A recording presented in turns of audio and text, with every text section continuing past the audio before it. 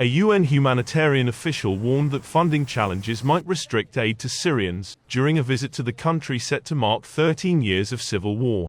"We're not getting particularly good signals about funding possibilities this year," said David Carden, the United Nations Deputy Regional Humanitarian Coordinator for the Syria crisis.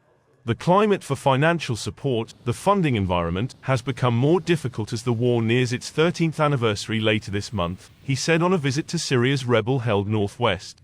The crisis in Syria. Insufficient funding would affect aid delivery as well as the ability of the United Nations and its partners to provide services to the most affected people, Carden said.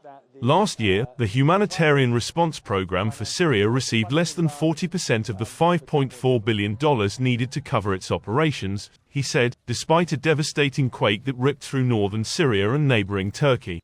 The funding in 2023 was the lowest in terms of percentage since the launch of the UN response plans, Carden said.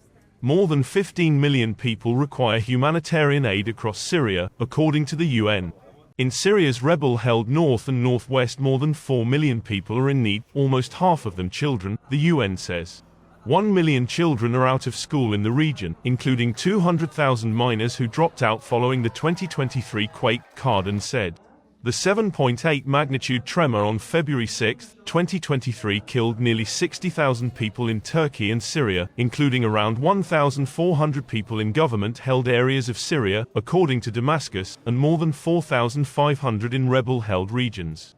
Syria's war has claimed the lives of more than 500,000 people and displaced millions since it broke out in March 2011 with Damascus's brutal repression of anti-government protests.